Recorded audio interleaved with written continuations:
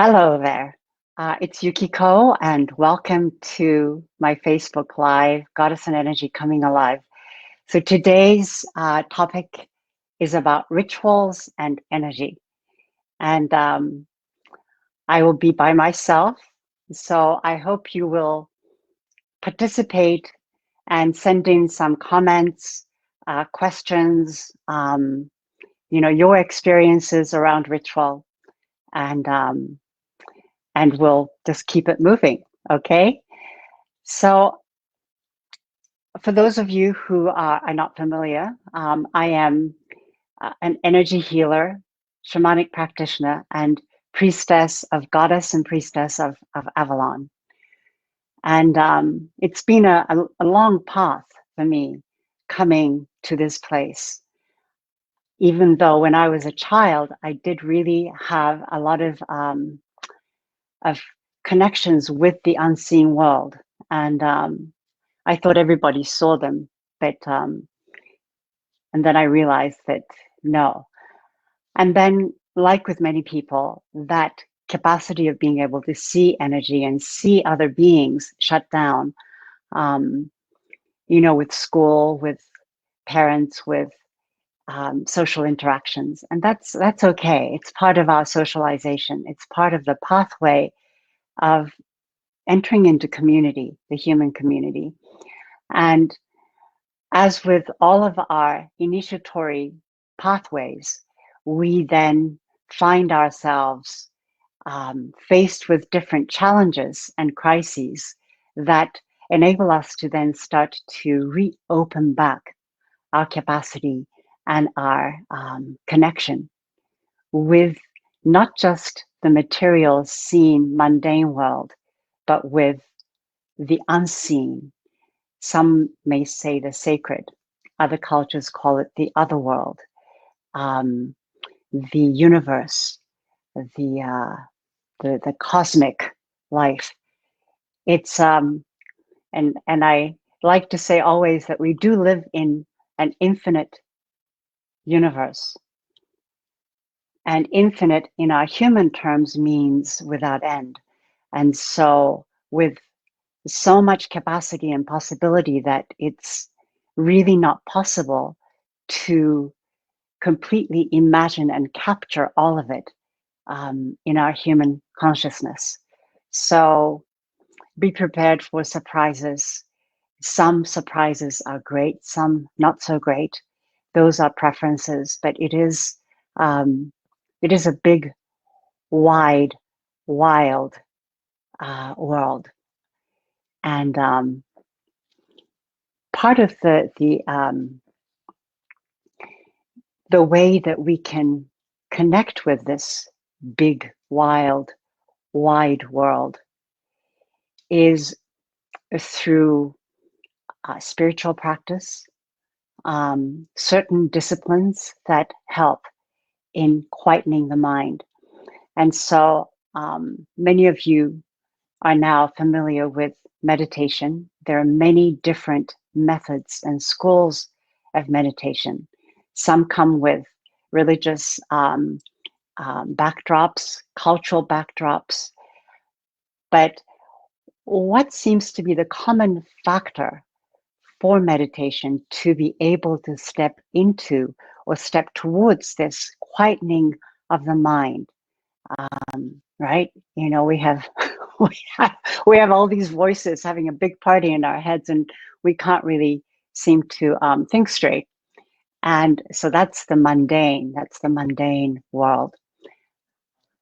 The clarity or the stillness or the quietness can be attained through different pathways. Some through breath, observing the breath, basically focusing your mind, your busy mind, on one thing, one point. It can be like the flame of a candle. It can be counting your breath. It might be mantra, repeating these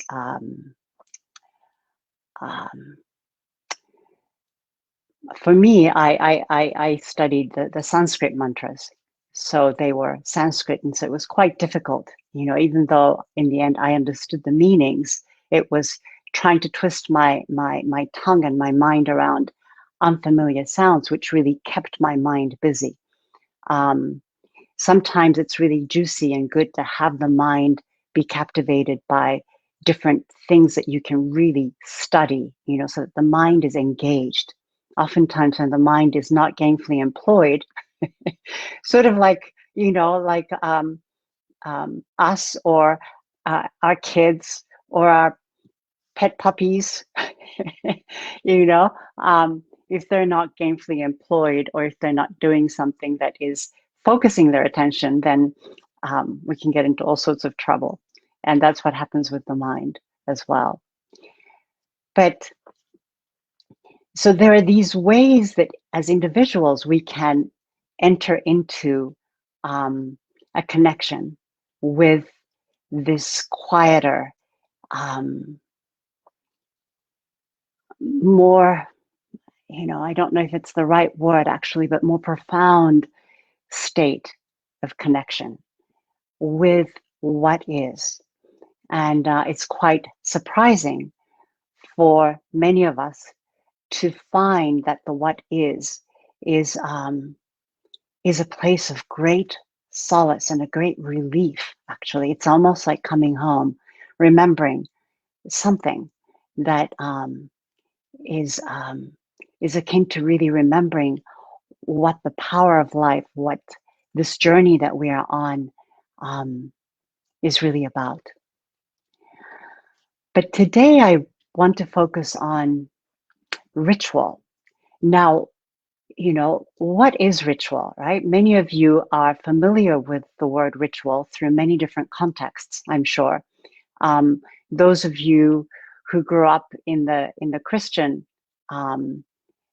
communities or the Christian way, there are different rituals that happen at church, right? There's the Christmas service, there's every Sunday, there is the Easter, there are these different points that mark an occasion and the community comes together. So ritual is something that happens in all human communities. And I first wanted to take a look at what the word ritual, where does it come from, And it comes from Latin, which is then connected in with Sanskrit. There is a Sanskrit word, rita, and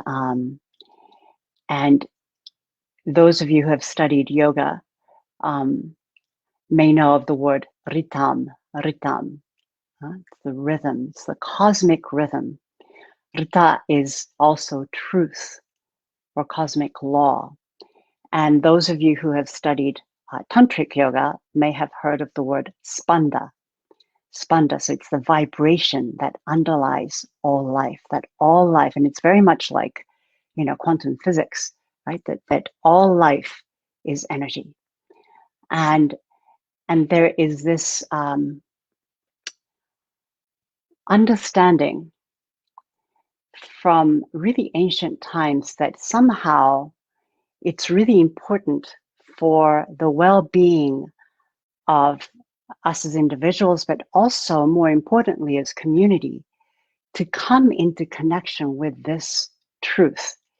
It's not a social or in a certain way it is. I'll take that back. I'm backtracking, but it's coming into connection with this truth. And in the goddess language, it would be to coming into sync with the heartbeat of the great cosmic mother. And I feel that at the root, again, the root, I'm sure it's connected, of all of this is actually beyond religion and culture. And that there is somehow this innate order or something, a rhythm, that if we can somehow sync with it, that we will come into harmony with life. And, you know, it's this notion of order is quite interesting, because we also know that from chaos theory that a lot of creativity comes from chaos. And it might seem chaotic because we're looking at it through another lens. So what we think might be the rhythm, rit, the truth, might be something quite different from what our mind has grasped so far. And, you know, it's, if we look at the rituals that humanity has come up with over the millions of years, you know, and we have these initiation rites. Even in modern society, we have them, right? We've got um, things like graduation. We don't call them rituals anymore, we call them ceremonies, but they are initiation rites. Okay, so the root Sanskrit rit, you can see in words like rite, the rite of passage, rite of spring, ritual, rhythm. They're all from the same root.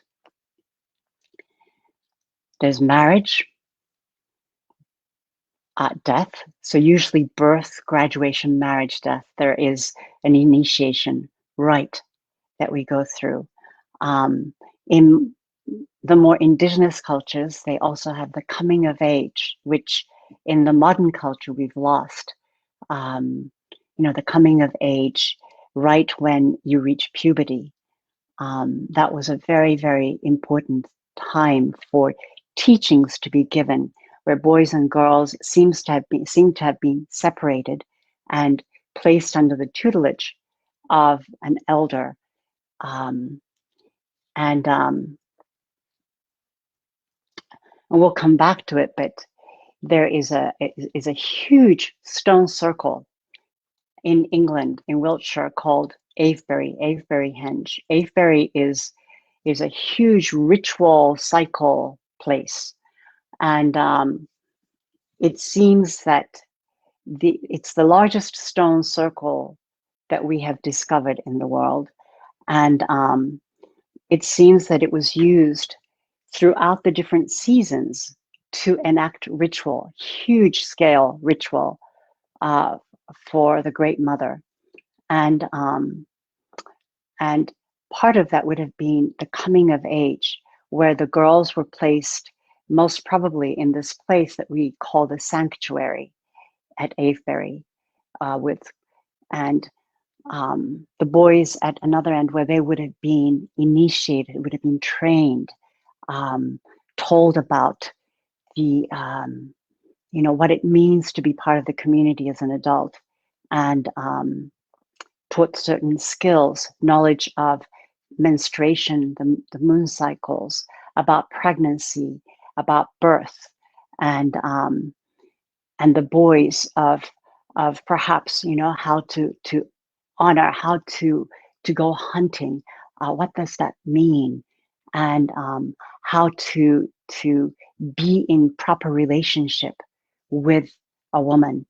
Um, and then they were there's two huge long stone pathways, you know, with these enormous sarsen stones that were placed. There are two avenues that converge. They snake through the landscape, and they converge in an enormous double circle at Avebury, where they would have been some sort of huge community ritual, you know. So we know that even though it's not done now, it is something that is really, really important and powerful. Um, the religious rituals we were talking about before Christmas, you know, Easter, there's the baptism. For the Jewish people, there would be like the bar mitzvah or bat mitzvah, which is closer to the coming of age, the Ramadan, um, in Buddhism, there are different rituals that we do as well. And then the cultural rituals, some of them might be Thanksgiving, birthdays, New Year's celebration. So as you can see that we are marking time and growth. And we are also understanding that there's a cyclical nature or repetition of life through the solar cycles. And I feel that it gives us a sense of protection and completion to recognize and to celebrate these markers. And it's also asking for benefits, right? Asking for the benefits of the divine to keep our world safe, to keep our family safe, to keep the community safe and abundant. And it's in a way a conversation with the divine. So there's the sense that we are finite and in an infinite world, and we are marking these gateway moments with ritual. And in the indigenous cultures, which is really, really quite wonderful, and in the shamanic or in the goddess cultures or pagan culture, there is this sense that the world is alive, right? That the entire world is alive. It's not just the divine that is beyond this life, in heaven, but it is right here, right now. I remember one of my teachers, Don Miguel Ruiz, always saying, heaven is here. It's here and now, not in the afterlife.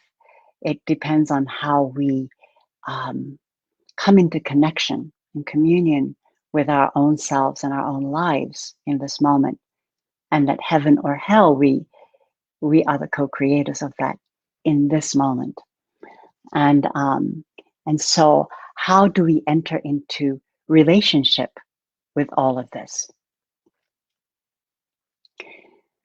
So ritual in this term, in this way, and in the perspective that I'm, wanting to talk about more, the importance of ritual is more along the indigenous and the goddess conscious point of view, that the whole world is alive and that it has consciousness.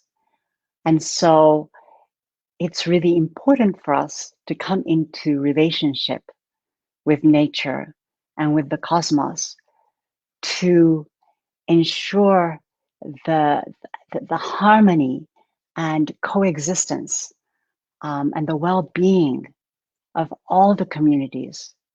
As the Native Americans say, all my relations, as well as the human community and the human individuals. That it's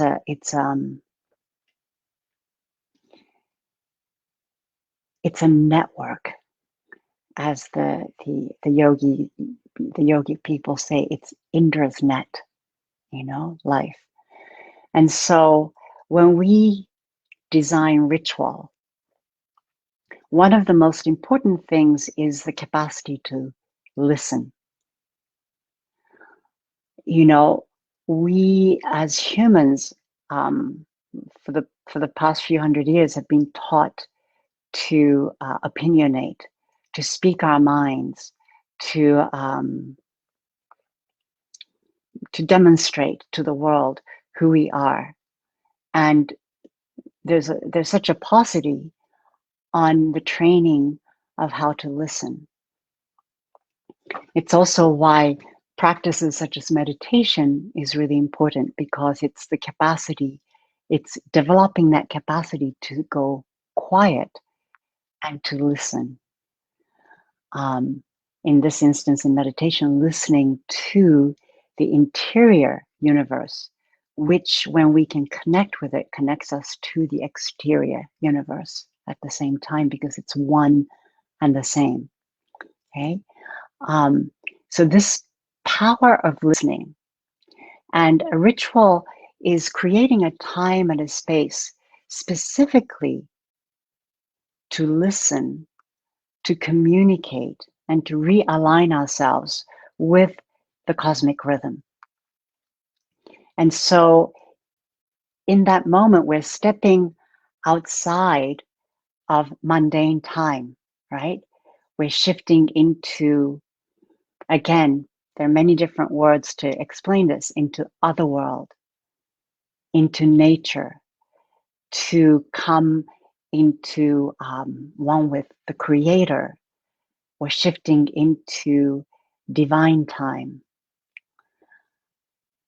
So it means, for me, it means we're shifting out of our headspace, our space in our brain that um, deals with solving problems, setting up the meetings, thinking about how I'm going to do something, this, or thinking about, who I am, where I'm going, all these thoughts that are kind of just in the headspace, to shift out of that space into the entire field of who we are. And that's why the embodiment practices become really, really important, right?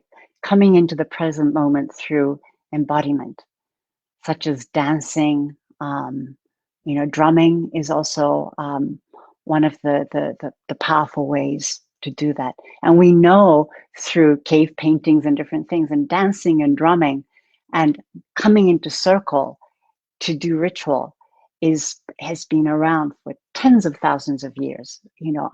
We're wired to respond to that kind of way of being, to be able to step outside of the mundane time. And it's it's important to be able to hear and to listen to the world around us. So it's about honoring the seasonal cycles, such as the solar cycle, or honoring the lunar cycles, the full moon, the new moon, right? It's every 29 and a half days. There's a rhythm there. We know this through the rhythm of the high tide and the low tide. And we are 75% water. So we can feel that, right? The lunar pools and the solar energy. Honoring the relationship with nature, how do we enter into right relationship with nature? So in many shamanic indigenous communities, that was the role of the shaman, to create that, to make sure that the relationship was correct, so that they would listen to nature. And if something was off, that they would do ritual to be able to correct that imbalance. That was the role of the shaman. Honoring the ancestors, the importance of the unseen world, so that even though somebody has died, is no longer here in the flesh, that there was a sense that their spirits were present and carried on. And so it was really important to be able to communicate with them and to receive wisdom from the ancestors. Honoring the gods and the goddesses. So it wasn't one god in heaven. It was with the indigenous communities, and everybody comes from indigenous backgrounds. There was this sense of everything being alive, so everything was connected with gods and goddesses of the trees.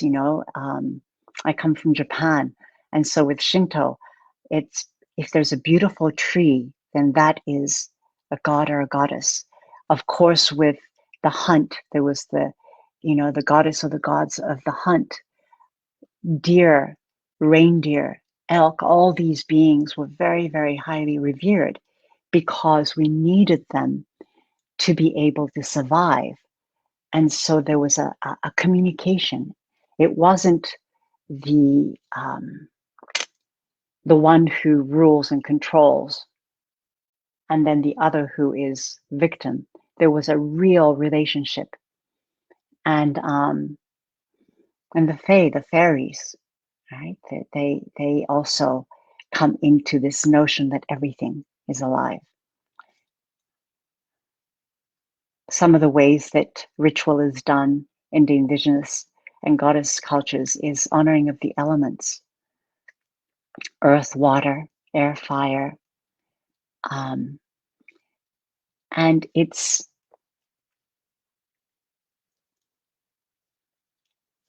one of the ways I feel that as humans, we were able to find a meaningful way of connecting with nature. Sometimes nature feels so huge, you know, and to be able to sense all these elements that we are made of, that nature is also made of, you know, and to be able to see the cleansing quality, the life-giving energy of water, also its destructive quality, and earth, of how things grow, especially with agrarian societies starting with the Neolithic revolution, right? There was all the harvest goddesses and praying for good harvest. So coming into that ritual rhythm with earth, with fire, with air.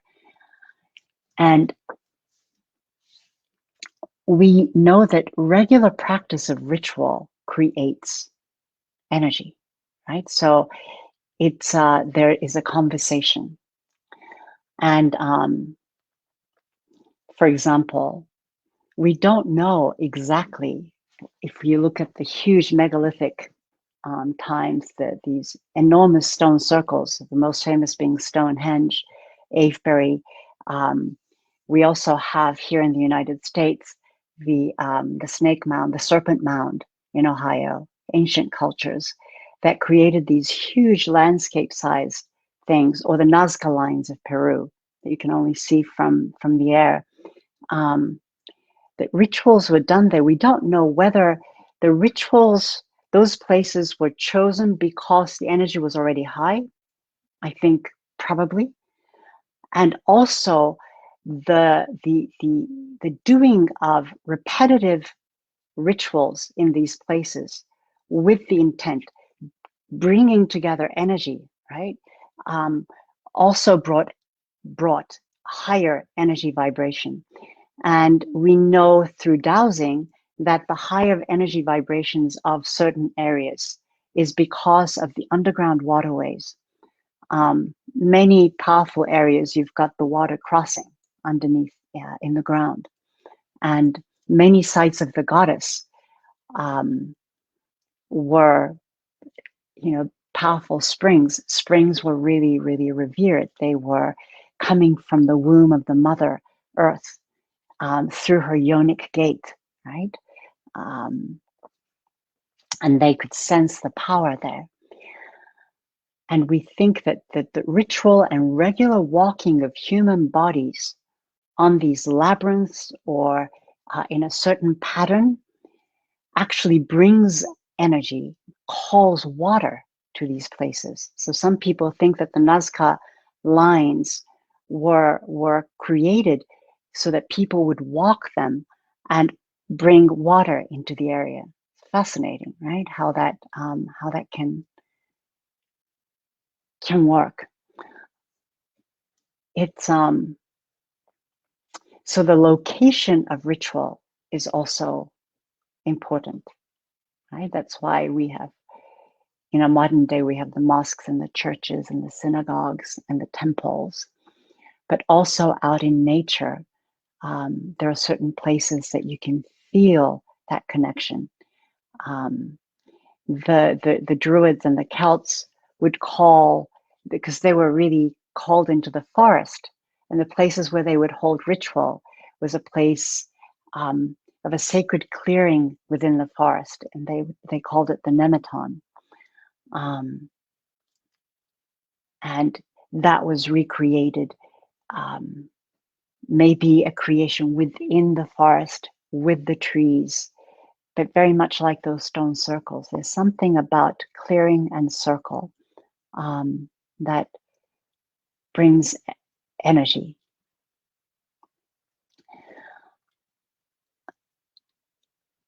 And one of the ways of entering into ritual space is through embodied rhythmic participation, right? So we know that the shamanic drumming for ritual is about 4.5 beats per second, which actually creates an incredibly relaxed state of mind called a theta state, which is 4 to 7 cycles per second.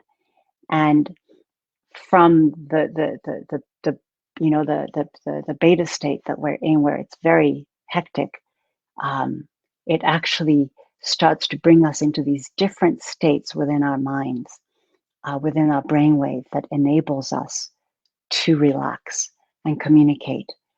And then there is the importance of intention, right? The energy and vibration of intent. And what is intent? So it's not that easy. It's, the intent to align our thinking, our heart, and our belly. So the three centers, of power that we have in our bodies, well, one of the three centers, we have many centers of power. Our gut instinct, our heartfelt yearning, and our mental clarity. All those three, when they are combined to create a singular intent, is incredibly powerful. So those of you who have practiced yoga nidra, which is the yogic sleep, know that yoga nidra was used not only as a relaxing device, but also an intention setting device, because when you're relaxed to that point, you're able to connect into the theta state, and you seed the intent in that state, and it will have a lot more power. It's like putting a seed in arid soil or in fertile soil, something like that. So the importance of intention, of really clarifying what your intent is in anything in life, but in doing a ritual, is becomes really important and incredibly empowering as well. So I want to talk about how to create ritual, but before that, I want to see if we have any questions, or I'm sorry, I've just been running on and on. And welcome, Jennifer. Yeah, tuning in from Middleburg, Virginia. If anybody else is tuning in, let me know where you're tuning in from. And if you have any questions so far. And so, ritual has a way of enabling you and engaging you in a very powerful and potent and healing way into a connection with the cosmic rhythm. And ritual is a way of creating clarity in your life. And ritual is a way of healing the community through the vibrational energy that you can bring forth.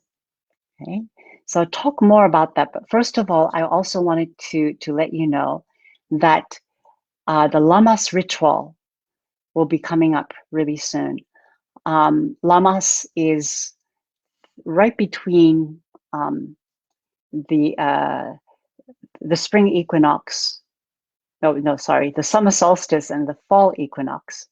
And it's a time of the first harvests of grain, historically, that would start coming in. And so that's right around the beginning of August. And the Lammas ritual is with calling in the Great Mother and really coming into intentional connection with abundance, prosperity, generosity, with deep gratitude, and connecting with that immense love of the Great Mother. Historically, many communities would do ritual with their grain mothers, right? So in Greece, it was Demeter, and in the Celtic worlds, a very not very well known goddess, but Ker, you know, Ker. You can the maiden would be Kernel, Ker, and then Ceridwen would be the grandmother. Over here in the States, you have the Corn Maiden. We also have the White Buffalo Calf Woman, because this is also the time of the horned creatures that we connect with. The deer, the cow goddess Hathor is also a great mother goddess of Egypt. Lakshmi is the Hindu goddess of abundance and plenty. So we'll be connecting in with that on Monday, August 2nd. If my wonderful assistant, Noellen, if you can put that up in the comments box, that'd be great.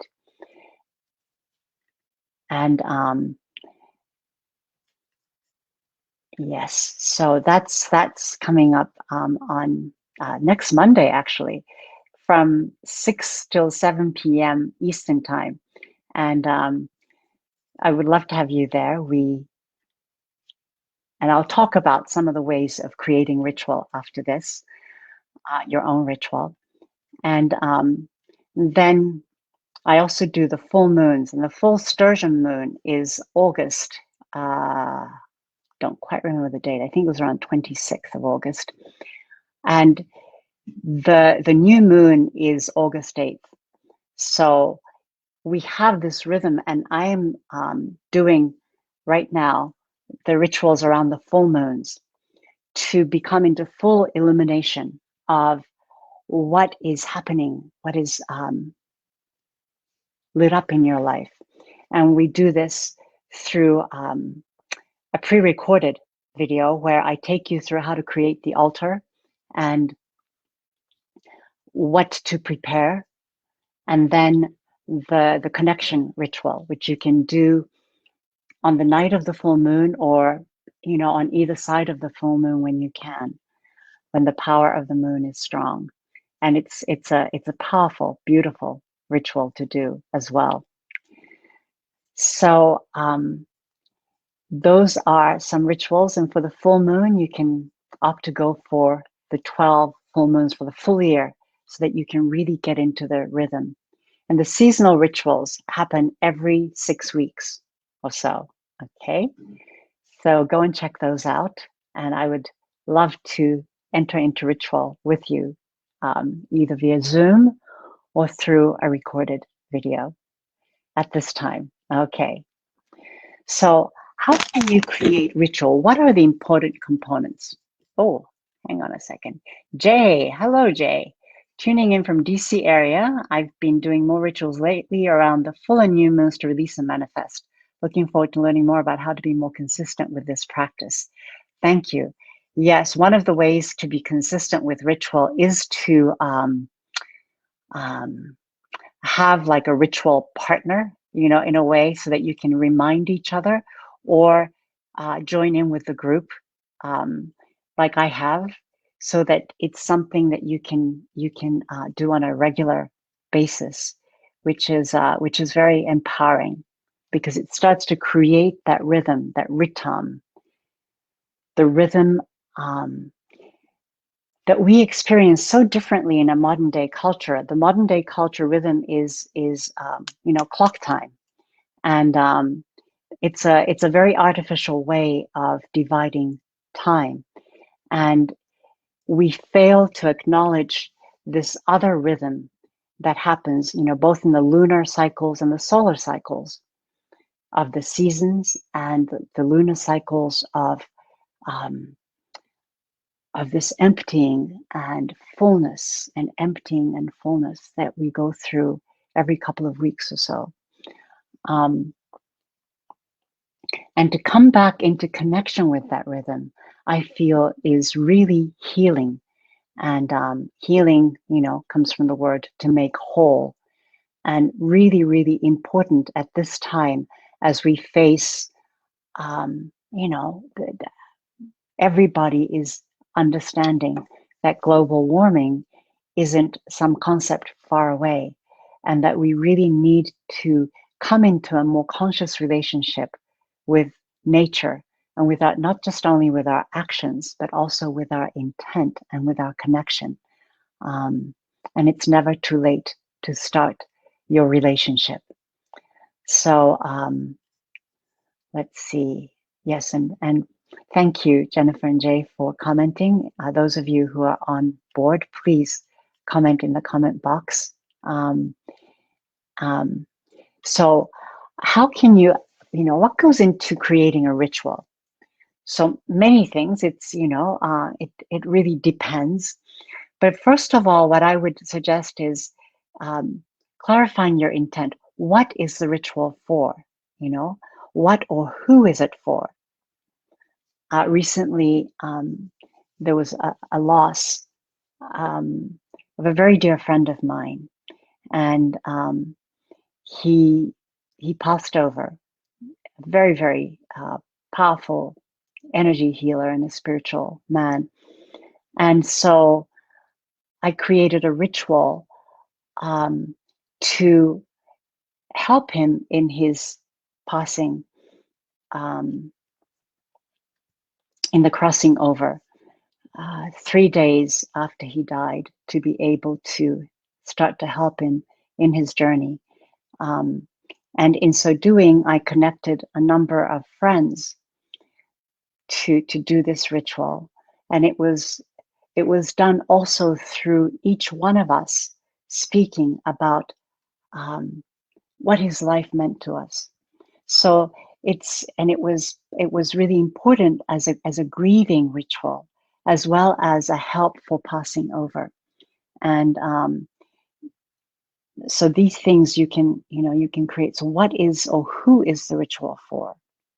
Okay, first of all, when you are setting something up. And then that will tell you, is it for you alone, or is it for, a group, or is it with a group? Who is going to be involved, right? So you start to gather together friends or relatives or strangers who can resonate with that intent of what the ritual is for, or who the ritual is for. Okay, and then you want to choose a location.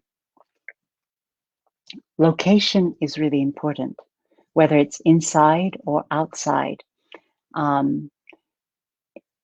It's really good to have a sense of containment when you're doing ritual, because you want to be able to feel safe and secure enough to be able to enter into this ritual space of being able to turn off your mundane mind. And so that's a really important thing to consider as you choose a location, okay, if it's inside or outside. And I would say it's really a great practice to set ritual space. So once you've located the place and you've got, the intention, then to create that space to do the ritual, creating an altar is really great. An altar is like a portal. It also is a focal point for your intention. So you can invite, if it's a group, everybody to bring something to build the altar together, for example, right? It can be made from different things. If you have an image that you want to honor. So say it's for your grandmother who is having a difficult time in the hospital, and you really want to support her. You might want to have a photo of her, and some things that she likes, like food she likes, or her favorite flowers. So something to focus the intent. So when I do a ritual around the season for a goddess, like for Lammas, it's the great mother. I'm just going to show you. I have a wonderful statue here. So this is Gaia. Whoop. Okay, so this is the pregnant mother. And so statues that you might have might come in handy, or something that focuses like a stone. This is lepidolite, and it has a certain energy. So you can hold what you have in your left hand and really feel what the energy is like. And Jay says, where's a good place to get statues like that? You know what? I actually got it on Amazon. They have different ones. And this is, it was made by an artist. I'll look it up and I can post it. Where can I post it? I can post it on this Facebook page. All right, I'll post it later. Okay. So creating a focal point, and it's really good to have a candle. I try to have things that represent the 4 elements. So something that represents earth, like stone, or a plant, or something for you that would represent earth. Water, it could be a bowl of water.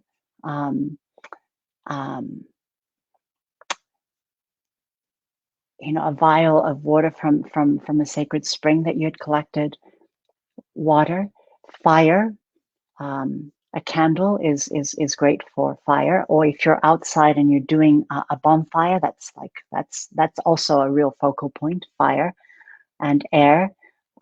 Incense, flowers, sounding instruments like bells, rattle. These things can be for air. To have something like that is really great. And then, how do you design the ritual, right? So one of the ways of entering into sacred space and delineating the sacred space is by lighting the candle, lighting the incense. Those are really great ways of starting to set yourself apart from that mundane space. From my tradition, with the goddess tradition, I call in the directions. So there are 9 directions, 8, north, northeast, east, southeast, and so on. And then the center, which is represented by different energies and different goddesses. You can also walk the perimeter.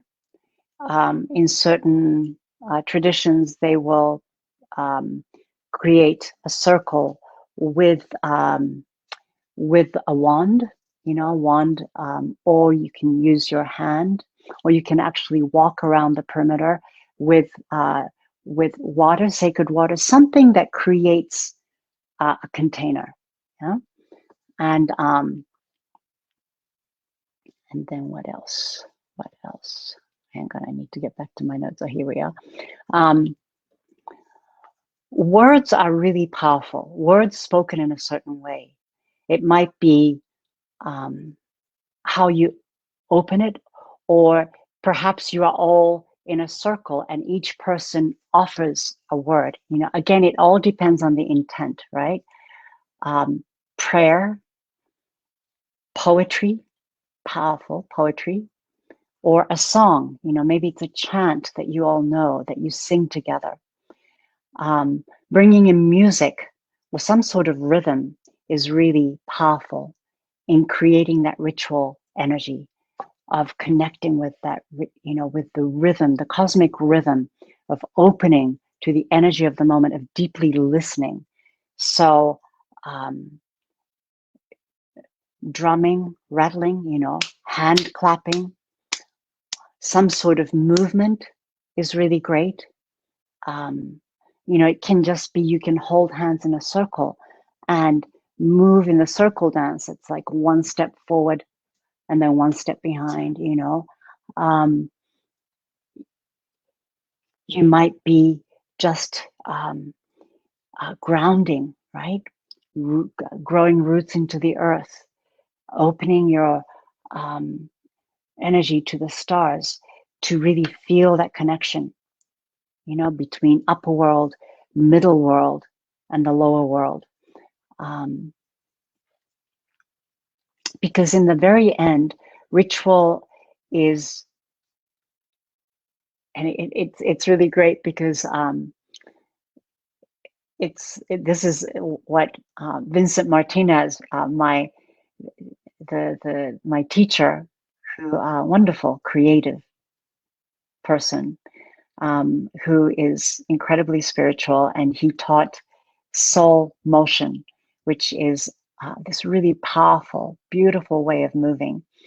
And we follow this I am one with all one, which is like a ritual. So you start out with I am, I am one. So you really need to connect into yourself. So what can you do in the ritual to connect into yourself? So I used stuff like the grounding, right? One with. So it might be calling in the directions together or chanting together. I am with you, right? With you. And with all, right? Something that connects you to keep on expanding without losing yourself, to keep on expanding, to connect with all of creation. One with all, and then the big one.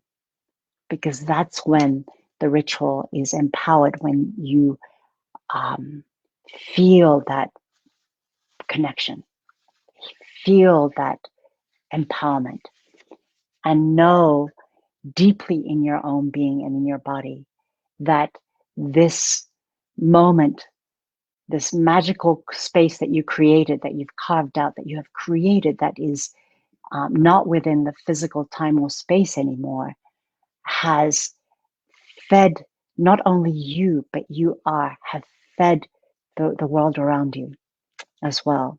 The power of ritual, it's it's really extraordinary. And so I hope this was informative and interesting for you. And if you have any questions, please, or any comments, please put it into the comment box and let me know. Let me know how this is landing for you, because otherwise I feel like I'm in my little corner, even though yes, I do feel you. Okay, so no questions. Oh, Jennifer, you're welcome. Thank you. Love these broadcasts. Thank you so much. Thank you. So for the month of August, I'm going to take a break, and then we'll be back in September. And in September, we'll also be uploading these into a podcast. So all of that information will be here on the Facebook page, and if you're on my email list, you'll be getting the email as well. So before we end, let's just enter into a brief ritual space. Okay, so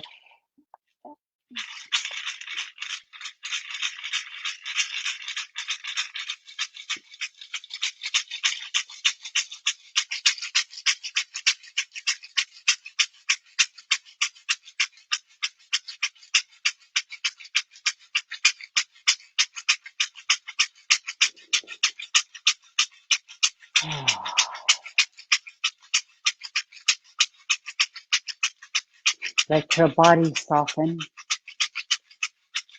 just a little bit more.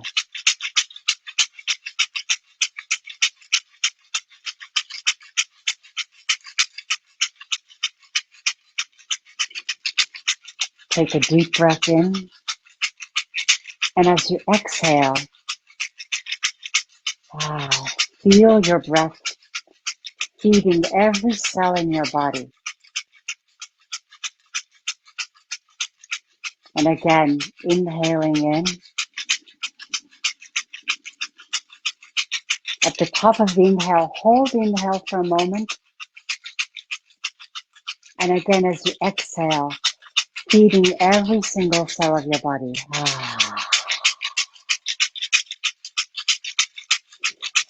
One more time, and this time, open your arms wide as you inhale in.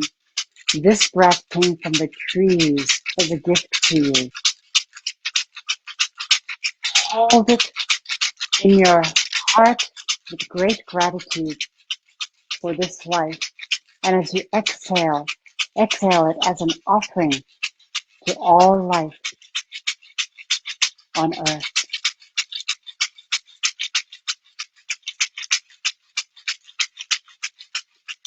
Good, and just breathing normally.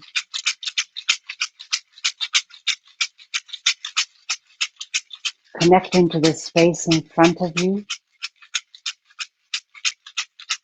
You can even extend your arms out.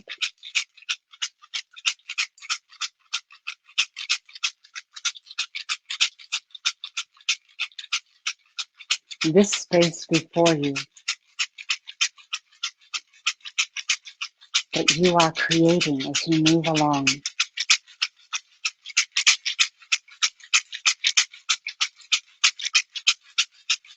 This space before you is a place of great magic.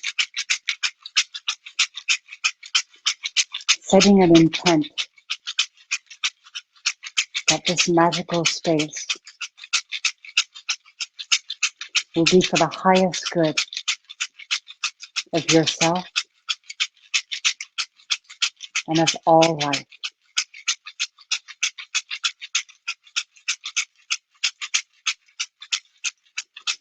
Good. Feeling into the space beside you, both to the right and to the left.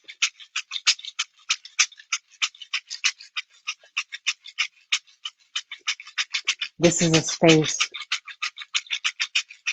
of your brothers and sisters, those you walk with in this life.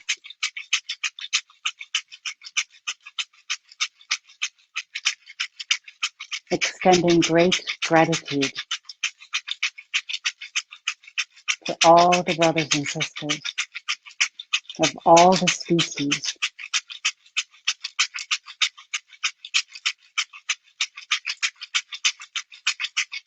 Saying, I walk together with you all.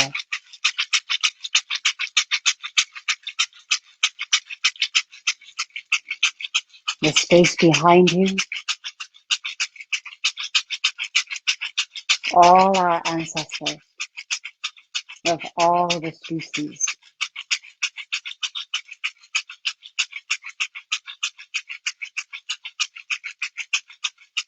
Thank you.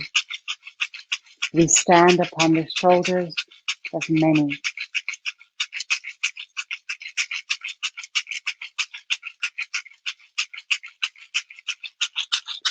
Feeling the space above,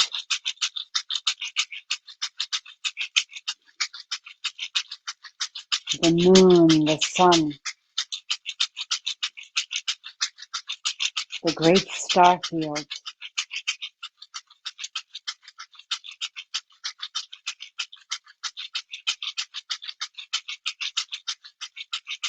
And in this moment, as if you knew, trusting, connecting with your own mother star. You don't have to know the name or where it is, just feel her energy.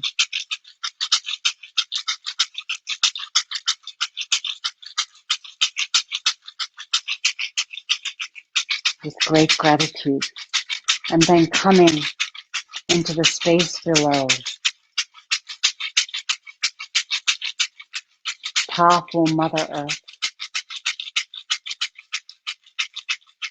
our great Mother Earth, thanking her for the grounding, for this body,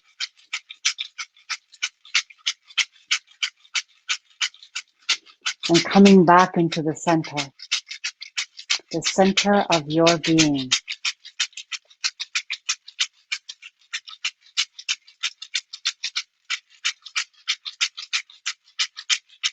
feeling all these energies surrounding you that you are connected with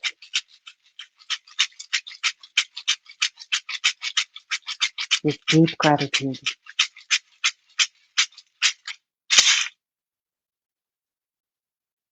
Thank you.